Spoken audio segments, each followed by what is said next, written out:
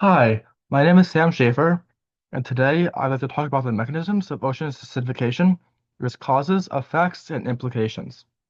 The first step on our agenda is to go over some basic definitions, then we will move on to chemical mechanisms, then chemical kinetics and reaction rates, then we will move on to thermochemistry, and then finally we will cover some implications. Our first basic definition is that of pH. pH is a scale of 1 to 14 that measures the concentration of hydrogen ions in a solution.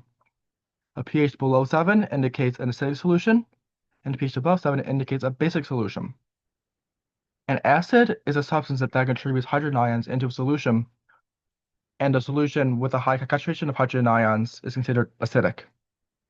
A neutral pH that's equal to 7 indicates an equal concentration of hydroxide, OH minus, and hydrogen ions. An example of a neutral solution would be pure water. Enthalpy is a heat release or during a reaction, and there are two types of enthalpy: exothermic and endothermic. An exothermic reaction releases energy. An example of an exothermic reaction would be fire. It releases heat to its surroundings. An endothermic reaction absorbs energy. An example of an endothermic reaction would be ice melting. The ice must absorb heat in order to melt. And Gibbs free energy is the free energy associated with one mole of a substance, and it determines the spontaneity of a reaction. If a reaction is spontaneous, meaning it has a negative Gibbs free energy, then the reaction will occur spontaneously without any sort of external push. So the reaction mechanism is fairly simple, occurring in only 3 steps. Atmospheric carbon dioxide dissolves into liquid water, and which then gets converted into carbonate ions, H2CO3. The carbonate then dissociates into an H plus ion and a bicarbonate ion. The double arrows indicates the reaction is in a form of equilibrium, meaning it goes back and forth. And then finally, the third step, which only happens under a higher pH, is a dissociation of the bicarbonate ion produced in the last step, in which that can dissociate into a hydrogen ion and a carbonate ion. The big picture here is that both hydrogen ions released during these steps are what causes the decrease in pH, as more hydrogen ions indicates a high concentration of hydrogen ions, which increases acidity. So for kinetic theory and reaction rates, gas solubility decreases with an increased temperature. Gas molecules, as they get hotter, move faster and faster, and it's harder for a fast-moving molecule to dissolve into a still solution. This is true of the carbon dioxide existing above the ocean. As the atmosphere gets hotter, the dioxide molecules are moving faster and faster, and it's harder for them to dissolve. However, because there's such a volume of carbon dioxide, it kind of ignores this rule and continues to dissolve, even if it's at a decreased rate. A higher concentration indicates more dissolution. If you dissolve salt into water, it'll have a certain concentration given the volume of water that does not change. If you had a 3 molar concentration of salt, that means that you have way more salt per unit of water than if you have a 1 molar. As temperature increases, so does our reaction rate. So if you were to mix salt in the water and heat the water up, the salt would dissolve much faster than if it were at room temperature, and more salt can dissolve overall. This is why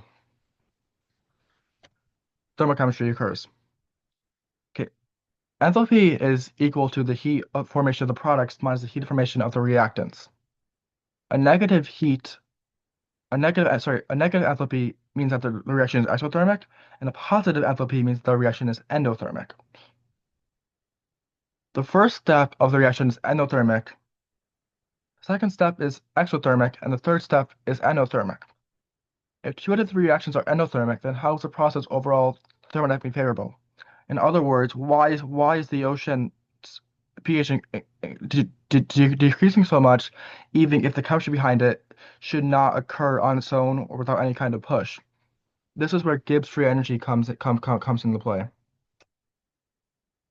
Gibbs free energy is defined as a change in enthalpy minus temperature time multiplied by the change in entropy, where a negative delta G indicates a spontaneous reaction. The first 2 steps of the reaction are spontaneous, meaning that they will happen on their own without any sort of external push or pressure. This is why the ocean's pH is decreasing, because the conditions are just right for these two reactions and their hydrogen ions to be released.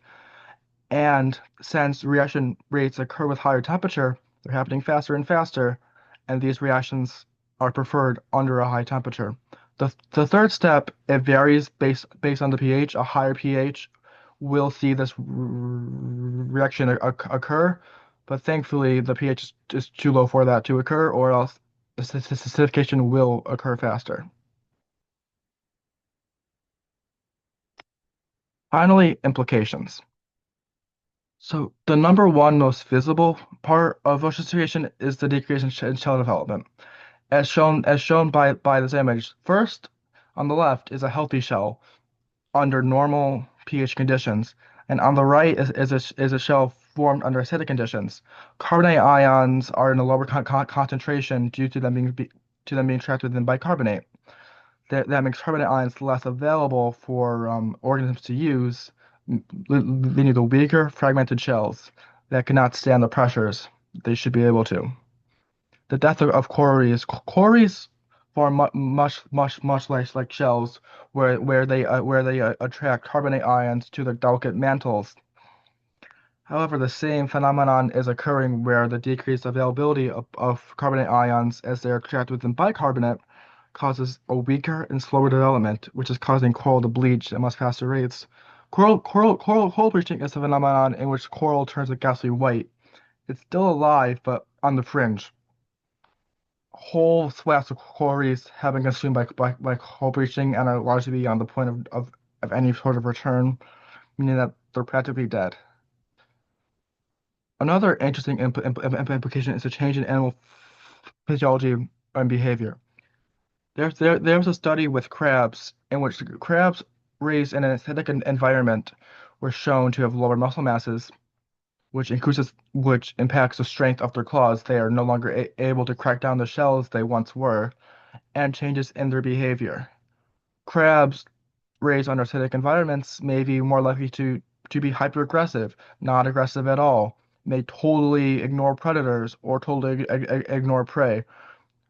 The increase in pH, the decrease in pH is having unpredictable impacts on behavior that we simply cannot predict.